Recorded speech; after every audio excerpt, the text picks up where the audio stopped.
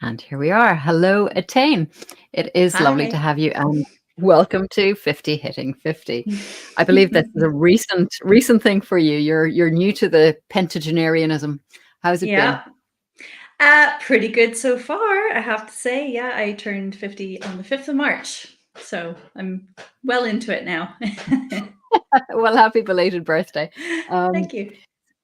tell me, just in terms of approaching this birthday, which so many people see as a big milestone, did you have any thoughts or feelings about that as it was coming up?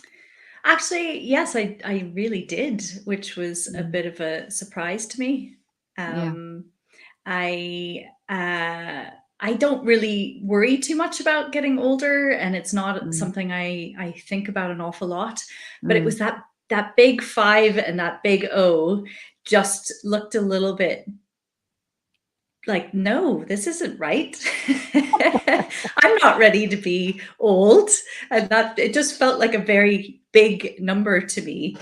Yeah. And so in the run up, yeah, it was, I was a bit shaken, I think is Mm. the word, because it was sort of like, I'm definitely not a little girl anymore. I'm not even middle aged, really. I'm going into the last, you know, trimester of my life. Yeah. Isn't that funny? I Seems mean, it's it is one of these things that has come up a few times here. There's a bit of a disconnect between how we feel and how we perceive ourselves and how yeah. we see this number. Mm. Would that have played into it? Do you think? Yeah, I Too? think I think so, because 50 just seems like a big number to me, and, I think it also makes me think of my mother, because I have Mm, very strong memories of my mother around this age mm. and seeing her as an old lady and sort of recognizing that I'm now becoming an elder, and yeah, it was an interesting experience, actually. And then once I got turned 50, I was like, "Oh, it's just a number, it's fine. I'm It's just just the another same as day. I was before." Yeah. So, if we can ask a little bit about what you perceived 50 as being. I mean, you talk about these strong memories of your mother. I mean, what stage of your life are those memories from? Well, I would have been, so there's 30 years between, nearly 30 years between my mom. So I would have been in my early 20s when my mom was kind of hitting this age. Mm, Um, I've had a very unconventional upbringing. So my mm, parents were hippies, and my mom was a very kind of out there, confident woman, and raised me to believe I could be anything I wanted, and was very kind of um, progressive. mm, So I didn't see getting older as a bad thing per se, and I had a lot of examples of strong older women in my mm, life. So it wasn't something that I've ever kind of dreaded. And in mm. my own experience, actually, I feel amazing at my age. I So we just I'll lost you say, slightly. yeah. We did lose you a tiny bit there, Attain, that Mhm. the connection is still a little bit unstable. Mm. But I'd love to pick up on what you were saying there about having a lot of role models, strong older women role models. And I think that Mm. that's something that's so important, isn't it? I think Yeah. the next generation coming through will probably have a very different notion of what old is when we reach old, Mm. because we now Mhm. have people who are 50 and 60 and 70 who are not acting and feeling like the little confined old people who sat in the rocking chair by the fire anymore. We're a far Yeah. more active older set of people. Yeah, I think that's definitely true. And for me also, I'm an older mother. So Mm, I had a child at 2 weeks short of my 41st birthday, my only mhm, child. So I have this young person that I want to be around for a really long time. So my mhm, idea of health and well-being growing older, I want to hold on to that as long as I can. mm, And that's very different than the generations before us, I think, where you yeah, were probably doing much harder labor as well, and mm, bodies weren't feeling great by the time you were 45. yeah, yeah. Yeah. Well, that's it. I mean, my gran was probably a grandmother by the time she was 45. and my mom was a grandmother, certainly in her early 50s. You know, Mm. my daughter's 18 now, my son's 16, and I'm hoping we're a long way off that. But you know, the kind of the being parents a little older, you know, I know there's all kinds of views on this, but it just seems like, you know, so much developed for me between the ages of 30 and 40 that I would probably have been far better equipped to be a parent at 40 than I Mm. was at 30, Mhm. just, you know, in terms of personal development and so on. Mhm. Mhm. But I love maybe being an it's older wrong. mother. Mm, I'm really grateful that I got to have my youth and mm, focus on my dreams and having fun and building a career and all those mhm, things. And I feel ready now, and I have, yeah. like you said, that kind of maturity and wisdom Mm, that that mhm. that I don't know how young people do it. Oh, I muddling don't think through I it. was ready. Yeah. Yeah. Yeah, but I mean, on the other side, there's always a pro and a con, isn't there? You know, on the other side, there's the kind of the energy and the innovation and so on that comes with young parents who are, Hmm. you know, almost siblings for their kids. So yeah, Hmm. no right or wrong way. It's all, There's no. But I think, knowing myself, I probably wasn't ready at that younger age, and I'm glad that I got to be mature mm, by mm, the time my son came into my life. yeah. Yeah. And tell me, if you can think back to 25 and how different the world was when we were 25, Mm. is there anything that you would want to go back to, or is there anything that you think, you know what, this is actually the way we have it now is much better than the way it was then? Sorry, I missed Oh, we're going in and out of yeah. So basically, sorry. is there anything that the world was like when you were 25, or was there anything that you were able to do at 25 or have at 25 that isn't really possible for someone of that age now? Um, we'll take that one first. Yeah. Yeah, Mm, I mean, I think I feel really lucky to have been born a Gen Xer. I think we kinda got the best of a lot of things. You know, Education was very cheap. Um, I could, yeah. I don't I come from a working class background, but I was able to get a great education, and I was able to travel, and I think there was a lot of hope, Mm, sort of when I was a teenager and a young person in the 90s and early noughties. Yeah, everything felt very big and hopeful. And mm, I came home so I was born here, we emigrated to Canada, and then I came back in 1995. And I think even then, that was around the time of the ceasefire and then the mm, Good Friday Agreement. And there was a lot of hope and excitement about the world becoming a better place then. So as a young person, I don't really remember worrying about too much.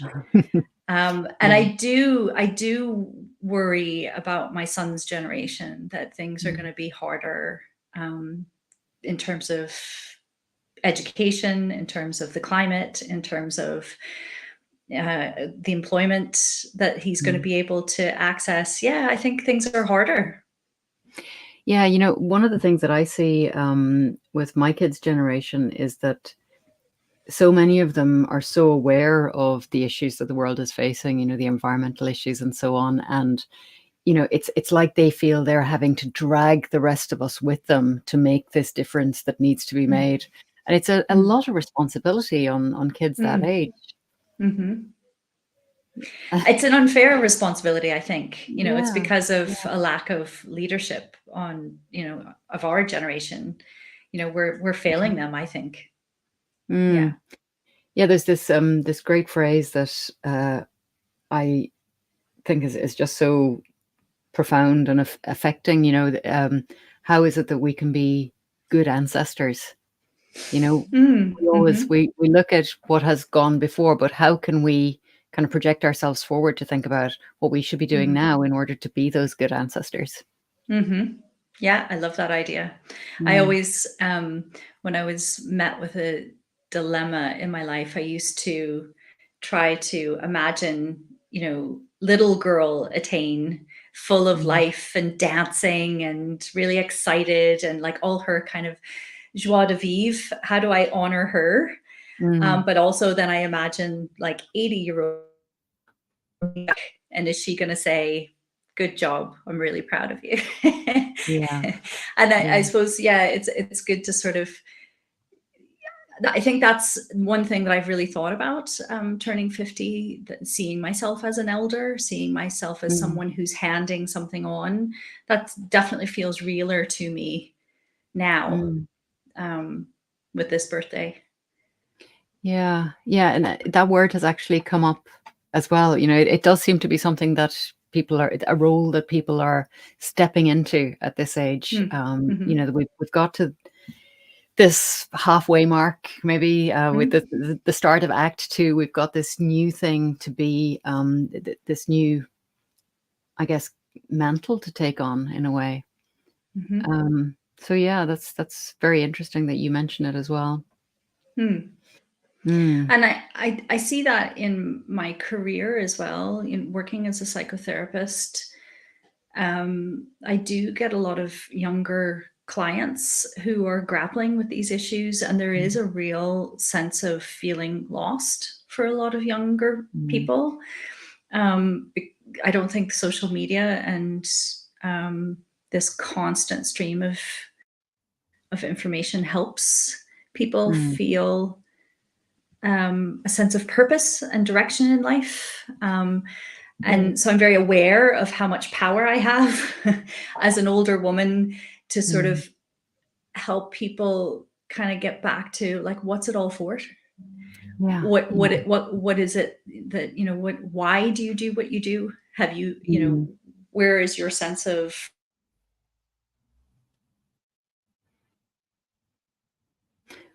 We've because it's important. Yeah, we lost a tiny Yeah. tiny pocket of that, Etain, but yeah, absolutely. I totally agree that there's a sense of overwhelm, I think, in terms of, all of these problems that are going on, that we just, we had to go out there and plow a furrow, basically. We could, Hmm. like you say, go out and be or do whatever we wanted to. Um, it wasn't going to be a case of the first time you got your driver's license, your insurance wasn't going to cost you five, six, seven, £10,000. Hmm. Hmm. So even things like that, they're so different Hmm. now. And he's still trying to figure out how that has come about. But um, the other thing that really strikes me is that we knew a world before lockdowns and before COVID and before all of this. That these cards were just thrown in the air. All the things that seemed certain Yeah. were pulled from under us. Mm. And if you are emerging into life, if this is your first kind of view of how the world is, or you've kind of had this sense that there is a linear progress to, you know, a child, a teenager, you get a bit more responsibility, you go out into the world, you become an adult, and so on. But there was this underlying sense that somebody knew what was going on that supported that. But I think it's Hmm. very clear now that that was a fairy tale, wasn't it? Yeah, I think so. Yeah. And I find that quite scary. I think we do live in quite uncertain and difficult times. Mm, Yeah. And that's tough. it is, isn't it? Um, but I, all my life I've worked in jobs where I've tried to make the world a better place. Mm, Is that every solution has to be local, and it's about the relationships you have and the community you're in. And if mm, you try to think too big and too global, you just burn out. mm, So I think I learned some really valuable lessons at a young age, where it's like, don't try to, it's better to do 3 things really well than 10 things badly. yeah, So we all can try to chip away and make a difference in our own absolutely. sphere. Yeah. Yeah. I think that's the thing, isn't it? We don't get to complete. We only get to contribute. Yes. So it's Hmm. as everything, this big tapestry, this big jigsaw, all of these issues and things that need solving, we can only ever sort of put pieces in place for that. Mhm. and trying to have that entire jigsaw that we will resolve, we will heroically complete. That's maybe just a little No, overtaxing. everything's a work in progress. Yeah, Yeah. and you just try to leave things a bit better Mhm. than when you first came in. And I think really, when I'm thinking about being a good ancestor, as you said, it's really about doing a little bit better than our parents did. Mm, If each mm. generation just does a little bit better in Yeah, terms of raising our children, in terms of taking care of the world we live in terms of, being nice to each other, then that's an achievement, I think. it is. It is. Yeah. And just being more aware, being more self-aware. I mean, I think, we mentioned this earlier that, doing that kind of reflection and introspection and stuff as well, and learning a bit more about how it is that we work, and paying attention to that, and looking after ourselves as well, because I think when we don't do that, we're not helping anyone either, are we? Absolutely not. Self-care and and a good relationship with yourself is really, really important. Mm, mm, And I mean, that's my bread and butter. That's what I help people to do. And mm, I tend to attract a lot of people who are very high achievers, who are perfectionistic, who on paper are, killing it, but internally are struggling with low self-esteem, mm, unrelenting standards, not being able to enjoy their successes, beating themselves up for all the things they didn't do. And it's really important to realize that good enough is good enough. You also mm, have to invest in your own happiness. That's not mm, a selfish thing. It's actually about equipping yourself to have the energy to give to mm. others and to do a good job. But that's hard for people to learn. Yeah, yeah. I've actually been reading some stuff at the moment about, kind of the levels of mental complexity that people achieve Hmm. over the course of a lifetime, and Hmm. this idea that obviously people can learn and change and develop as they get older. Hmm. But the question is, I suppose, does that happen in your experience? Does that happen gradually and naturally, or do people have to make a very concerted effort with it? I think both. Mm, First, I mean, it comes down to temperament. It comes down mm, to how supportive your environment is and what mm, resources you have. It comes down to the relationships you have and how supportive they are. There's so many mm, variables, but mm, some people, I think everybody can continue to learn and grow no matter how old they are. mm, And I've seen that. mm, There definitely has to be a willingness to be open to new things or mhm. Yeah. Um,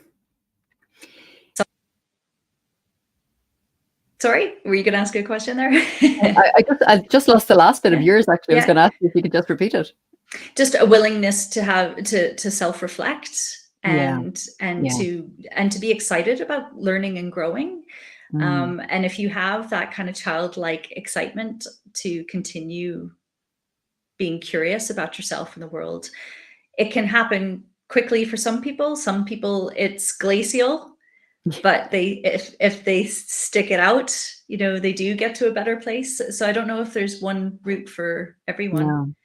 No, it's, everyone's journey is their journey, isn't Mm, it? And mhm, I mhm. guess that's the thing as well, that, um, you know, recognizing, as we get older, recognizing that everybody is kind of not keeping pace. Nobody's keeping pace with anyone else. We're just always, as long as it's directionally correct, as they would say, we're getting somewhere. Exactly.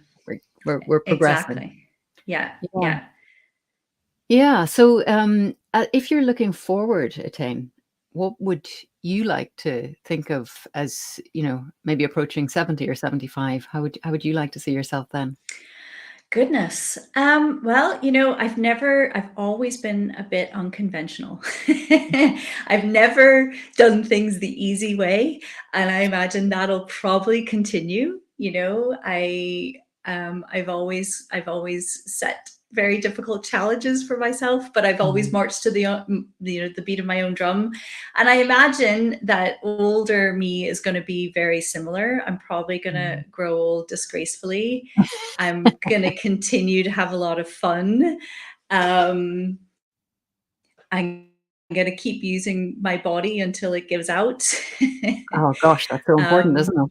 yeah, and I think I'm very lucky that I've discovered the source of my own happiness fairly Mm, early in life. I know what makes me happy, and mm, I have lots of roads to happiness in my life. I can access it very easily, and I think, you know, I don't worry about getting older. I mm. think that 70-year-old Etain is still going to be having a lot of fun.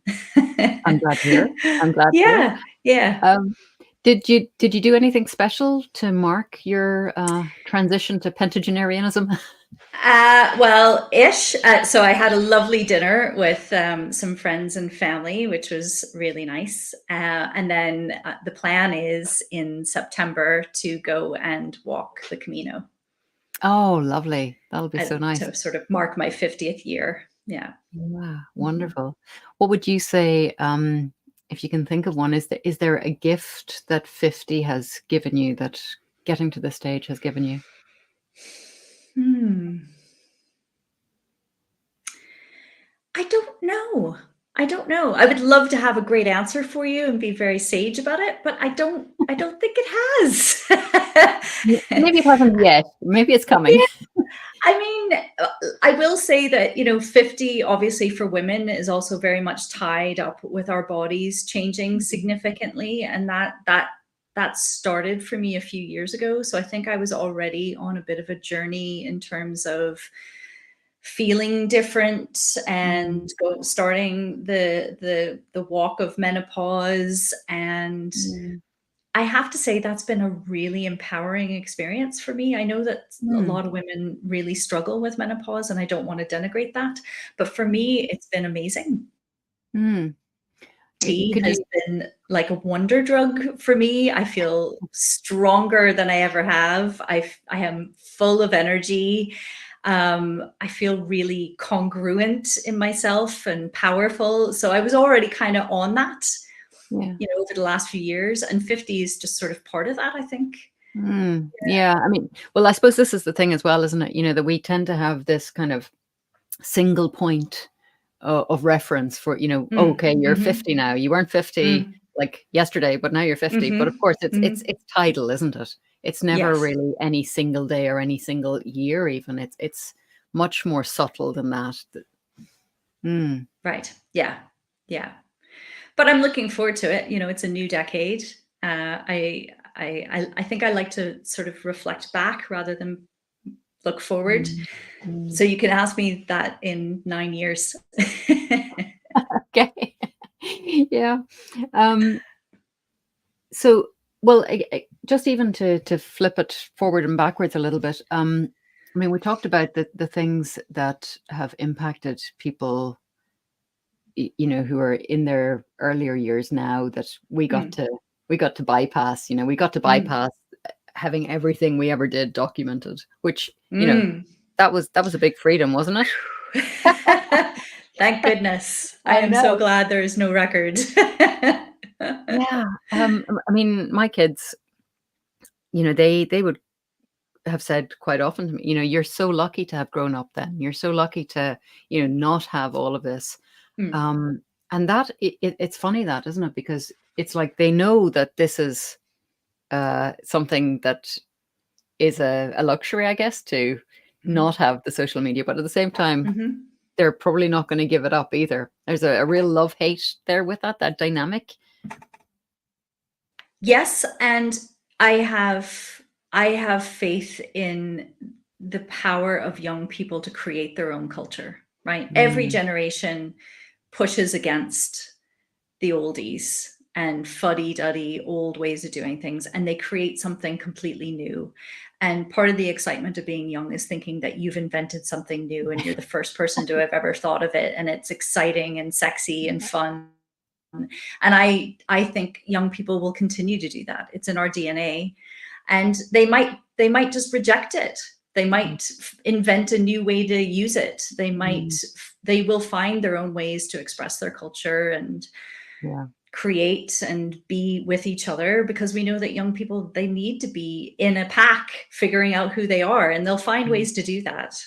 Yeah. Yeah. I mean, Yeah. I love that idea as well, every generation thinking that they're the first. And, here we are Mhm. sitting talking about turning 50 as though we're the first people to ever have done it. So it's, yeah, maybe every, and of course the same goes for parenthood, it's like, oh my gosh, how did anyone ever do this before? But, it's so new, and we do kind of experience it for the first time because it is our first time.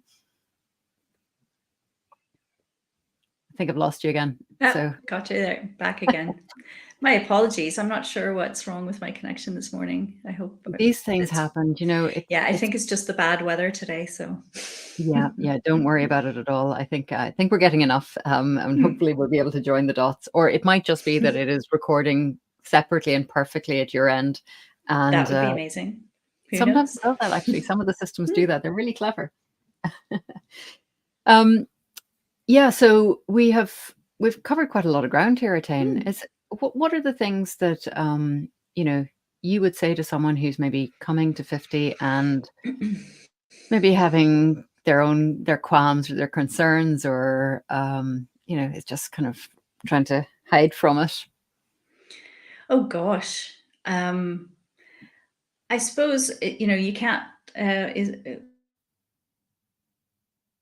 that said, if you fight with reality, it wins, but only Mm, 100% of the time. And I kind of, I'm a big, I'm quite a big believer in being in the here and now and mm, practicing mindful practice where, you are who you are and you are where you mm, are. And this is not going to change. It's the one mm, thing we cannot have any control of getting older. So if you are struggling with it, find some support around that. mm, Talk to mm, people about it. Talk to your elders about what it was like for them.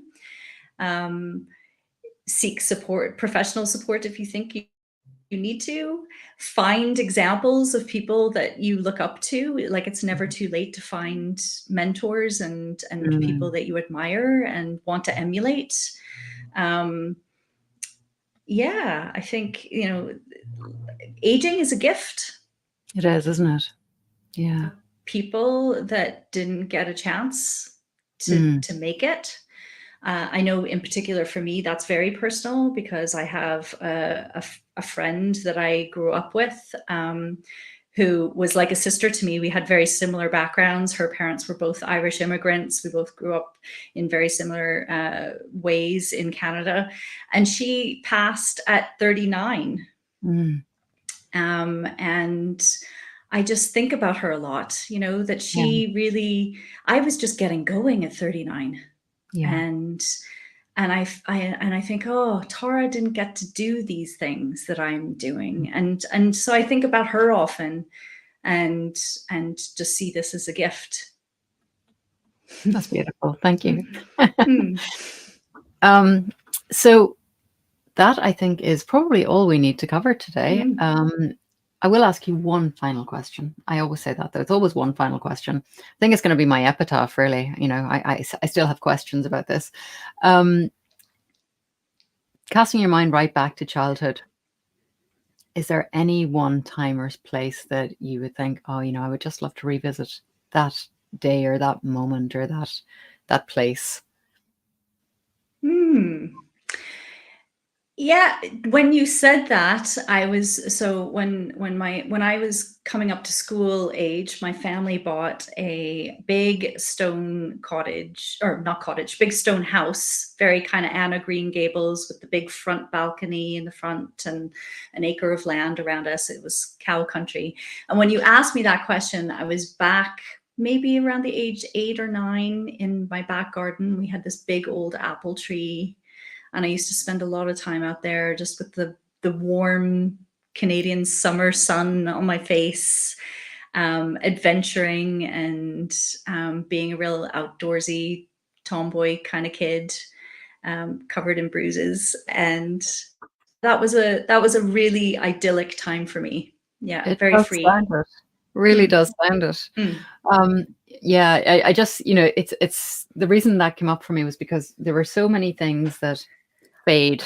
as as we get older, I ask my gran questions about things now, and she can't remember. And if I'm thinking about, holidays and so on that I've taken in the last 20, 30 years or whatever, and I can't really remember the details. And it's just so Mm. interesting to see where our minds go Mm. when we've got that Mhm. opportunity. But that does sound like an idyllic place to be. Thank you for sharing that with us. Yeah. I want to be there. I want to be at the end of Green Gables house. It was good. Mm. Etain, Yeah, I was really lucky. it was, yeah, it was Mm. lucky for us that you brought it to Mm. us. Thank you. So, look, thank you so much for this conversation, for taking the time to share your experience of turning 50, hitting 50, charging past 50, whatever it is. And I wish you every success for the coming decade, and I look forward to hearing the reflections at the far end of that. Thank you, and sorry about the technical difficulties today. Not at all. Yeah, Not at but all. it's been great talking. Yeah, I wasn't sure what you were going to ask, but that was fun. All right. Well, look, if you're catching this on the replay, do drop us a comment and say hi, and we will see you again next time with another episode of 50 Hitting 50. Thank you so much. Thank you.